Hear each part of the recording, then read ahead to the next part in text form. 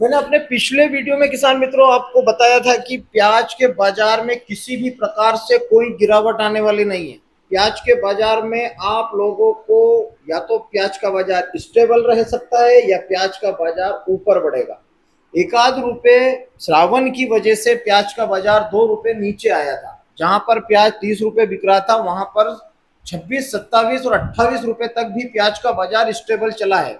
इतनी अफवाहों के बाद भी प्याज के बाजार में किसी प्रकार की गिरावट नहीं आई है। प्याज की उन्नत खेती यूट्यूब चैनल पर आप सभी मित्रों का स्वागत, वंदन, अभिनंदन। किसान मित्रों, मैं हूं आपका कृषक मित्र और आप बने हैं अपने यूट्यूब चैनल प्याज की उन्नत खेती पर। तो आप कान खोलकर सुन लीजिए, प्याज का बाजार अब आगे डाउन नहीं होगा, लेकिन होशियारी इसी में है कि अपने माल को धीरे धीरे बेचते रहे। प्याज का बाजार बढ़ता रहेगा, अपने को माल को बेचते रहना है। माल को रोक के नहीं रखना है कि नहीं 50 रुपए किलो हो जाएगा उसी टाइम पे हम पूरा माल निकालेंगे। आप पूरा माल नहीं निकाल पाएंगे। 50 रुपए किलो भी यदि प्याज हो गया तो आप पूरा माल नहीं निकाल पाएंगे। मैंने अपने पिछले वीडियो में भी आप लोगों को यही बताया था कि अपने माल को धीरे धीरे ही बेचें।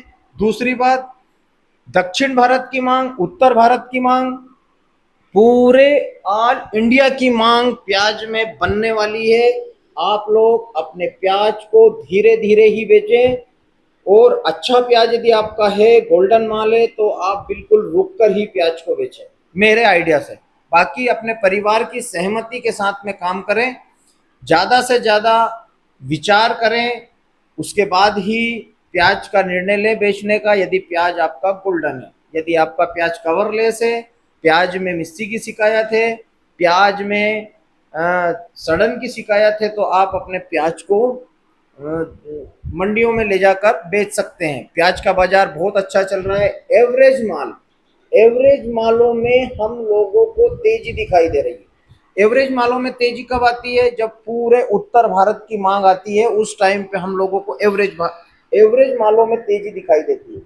गोल्टा गोल्टी मालों में तेजी कब दिखाई देती है? गोल्टा गोल्टी में तेजी जब बांग्लादेश की डिमांड बनती है, दक्षिण भारत की डिमांड बढ़ती है, उस समय हम लोगों को गोल्टा गोल्टी मालों में अच्छी तेजी, तूफानी तेजी देखने को मिलती है। इस समय पर गोल्टा गोल्टी में भी तेजी है, एवरेज मालों में भी तेजी है, यहाँ तक कि जो आपका खादू निकलता है जिसे हम चोपड़ा बोलते हैं, चोपड़ा मालों में भी तेजी है। यानी कि भारत में प्याज की फुल डिमांड है। मध्य प्रदेश में 25 से 30% माल जो बचा हुआ है वह बहुत मजबूत हाथों में। मंडी, इंदौर मंडी की जो आवक है वह 50-60 हजार कट्टे से ज्यादा नहीं जाना है, यह भी तय है। क्योंकि जब भी बाजार बढ़ता है और बाजार घटता है, उस समय में उस 2, 4, 5 दिन, 8 दिन के अंतराल में इंदौर मंडी में इतनी घबराहट होती है किसान मित्रों की कि 1 लाख, 1.25 लाख कट्टे इंदौर मंडी में पहुंच जाता है। लेकिन इस बार आपको पूरा सीजन हो गया है। 70 हजार कट्टे से ऊपर की आमदनी, 80 हजार, 70 हजार, 80 हजार कट्टे से ऊपर की आमदनी हम लोगों को इंदौर मंडी में देखने को नहीं मिली है। लेकिन इस बार हुआ क्या है कि प्याज का बाजार शुरू से ही अच्छा था। पहले स्टॉक की, जब खेत में से आया, स्टॉक की लेवल ही बहुत शानदार रही। उसने बाजार को 16, 17, 18 और 19 रुपए तक करके रखा। फिर वहां से बाजार बढ़ा, 25 रुपए रुका। 25 रुपए से बाजार बढ़ा तो 33 रुपए पर बाजार रुका। फिर वहां से श्रावण की वजह से 2, 3, 4 रुपए का हम लोगों को प्याज के बाजार में नरमी दिखाई दी।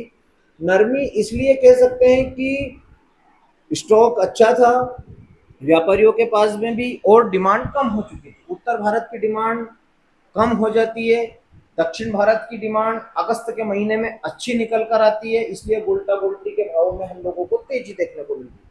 मैंने अपने हर वीडियो में आप लोगों को सिर्फ यही बताया है कि दक्षिण भारत की मांग चल रही थी, लेकिन अब मेरे इस वीडियो में मैं आपको बता रहा हूँ पूरे ऑल इंडिया की मांग है। उसके साथ साथ प्लस पॉइंट हमारे पास में बांग्लादेश का भी है। बांग्लादेश में 60, 70 और 80 गाड़ियां डेली एक्सपोर्ट हो रही है, जिससे प्याज का बाजार कहीं जाने वाला नहीं है। कवरलेस माल को बेचते हैं और सुपर माल को स्टॉक करके रखें, धीरे धीरे बेचें, अपने परिवार की सहमति के साथ बेचें। बने रहे मेरे साथ प्याज की उन्नत खेती यूट्यूब चैनल पर। जय बलराम, जय किसान, जय जवान।